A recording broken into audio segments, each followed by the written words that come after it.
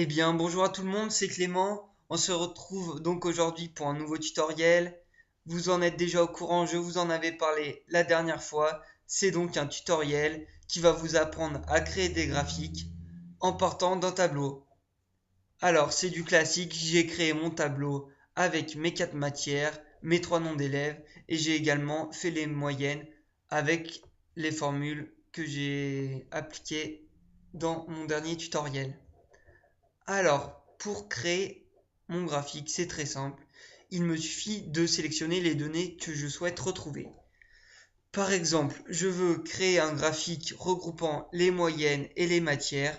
Je sélectionne mes 4 matières et je fais une deuxième sélection grâce à la touche CTRL qui se trouve en bas à gauche de mon clavier.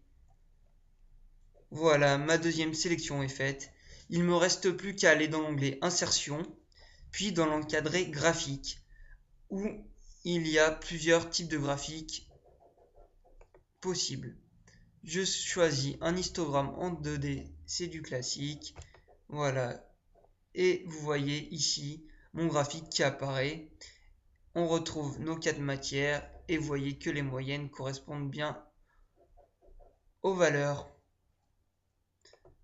Voilà. Vous avez ici 3 onglets qui vont vous permettre de modifier votre graphique. Par exemple, ici en disposition, vous pouvez modifier les titres, les légendes, les données, les axes, création, vous pouvez modifier les styles et vous pouvez également ici modifier la mise en forme. Donc si vous avez quelques problèmes ou si vous ne savez pas comment modifier votre graphique, n'hésitez pas à laisser un commentaire et on pourra vous expliquer plus en détail toutes les options. Voilà, je vais procéder maintenant à un deuxième exemple. Donc, je vais sélectionner mes élèves. Voilà. Et en plus de ça, je vais sélectionner les matières avec les notes en détail. Je ne vais pas sélectionner les moyennes. Donc, je retourne dans l'onglet Insertion. Cette fois-ci, je vais faire un histogramme en 3D. Et vous voyez mon histogramme qui apparaît. Voilà, donc c'est la fin de ce tutoriel. N'hésitez pas à laisser vos remarques dans les commentaires.